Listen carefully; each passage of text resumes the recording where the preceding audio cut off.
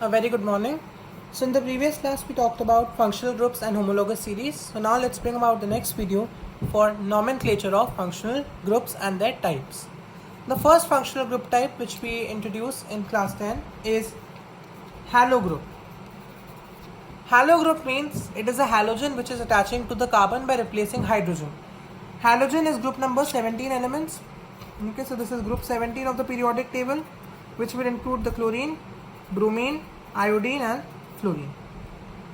The prefix used is, where we in class 10 again only talking about chloro and bromo.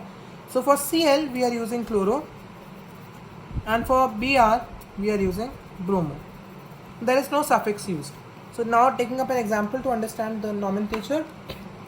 If I have this compound,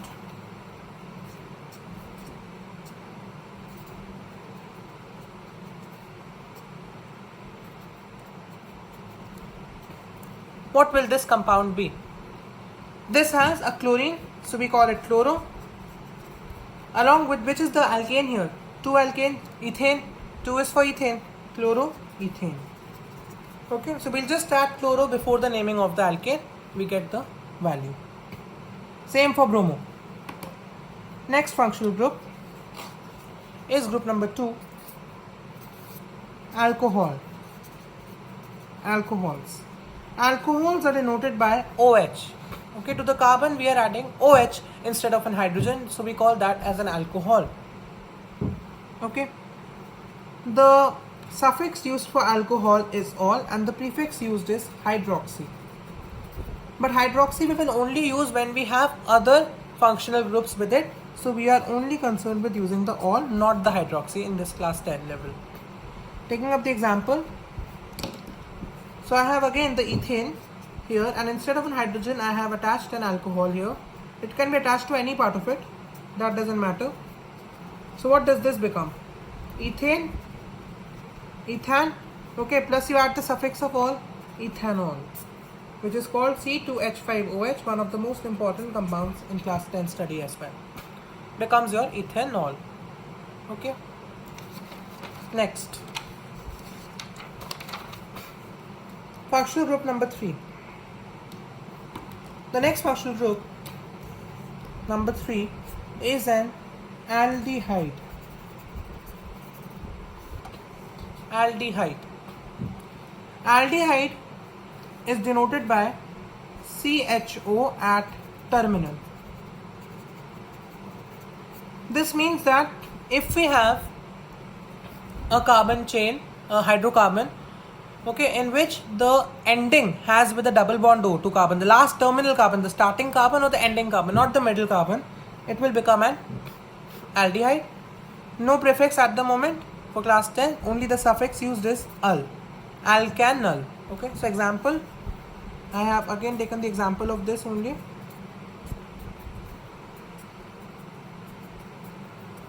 So what is this? We have aldehyde in the end, okay, CHO, aldehyde in the end. Because there is a double bond here, only one hydrogen will be required to just again tetravalency of carbon. It can only have 4 bonds. So what will this be? Ethane, because of 2 carbons, plus -al, so ethanol. Okay. Next is ketone. Functional group number 4. Ketone. Ketone has the denotation of double bond O. Again, the same double bond O, but this is in the middle carbon. This will not be in the terminal carbon. That is the difference. Suffix used is -on. So suppose I take the example of this with 3 carbons. I put an oxygen at the middle carbon which satisfies its tetravalency and put 3 hydrogens in these 2 carbons. Okay. So what does this become now? 3 is for propane and propan, and we'll add the suffix of -on, so it will become propanone. Now an important question. Can there be a ketone here? Here also have double bond O, but can there be a ketone? No. Ketone minimum requires 3 carbons. Why? Because if an oxygen double bond is attached to a carbon which is terminal, starting or ending, it will always become an aldehyde. So for ketone we have to have a middle carbon, and a middle carbon starts from carbon number 3 only, propane. Okay, so there is ethanone and methanone, that's why don't exist, because the carbon in which we will add the double bond oxygen will be a terminal carbon there. There is no middle carbon there. Okay. Now in the same case in propanone, if I shift the double bond oxygen to here, will it become propanone? No, because the oxygen is at the terminal carbon, so it will become propanol, the aldehyde. So for one, the oxygen has to be at the terminal carbon, at the middle carbon, and for al, the aldehyde, it has to be on the terminal carbon. Okay. The last one is carboxylic acid. This is denoted by COOH, is the way we denote it. I'll explain it to you with an example. The suffix used is oic acid. Okay. Fine. With the name of the alkane. So suppose I have this.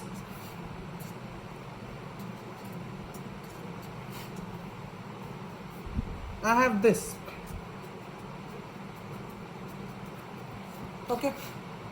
This has 2 carbons, so it becomes an ethane with an oic acid. So ethanoic acid, again a very important compound for class 10. Okay. How to understand it's a carboxylic acid? Now here also in the terminal carbon there is a double bond. So why is it not an aldehyde? It is not an aldehyde simply because there is an OH here. That's why a double bond O has to be there on the carbon and a single bond OH. The alcohol group plus aldehyde group make a carboxylic acid. So this I will write as this is alcohol plus aldehyde. This makes the carboxylic acid possible. OO and then OH. Now this ethanoic acid is used in vinegar, which is a 5 to 8% solution of the ethanoic acid. Okay, we'll come to it later in our videos following this video. Okay, so oic acid, the carboxylic acid, must have OOOH and again at terminal. This has to be at the terminal. Okay, terminal group. Ketone has to be on the middle. Aldehyde has to be on the terminal. So these are some restrictions we are offering to these groups.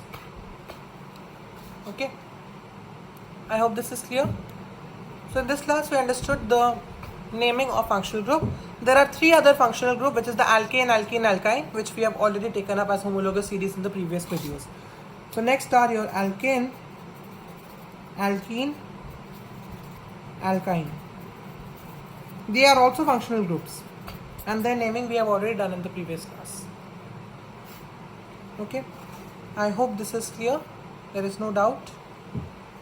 So with this we close the class. So there are 8 functional groups in your syllabus, which are halo group, chloro and bromo, alcohol, aldehyde, ketone, carboxylic acid, alkene, alkene, alkyne, which are the hydrocarbon groups.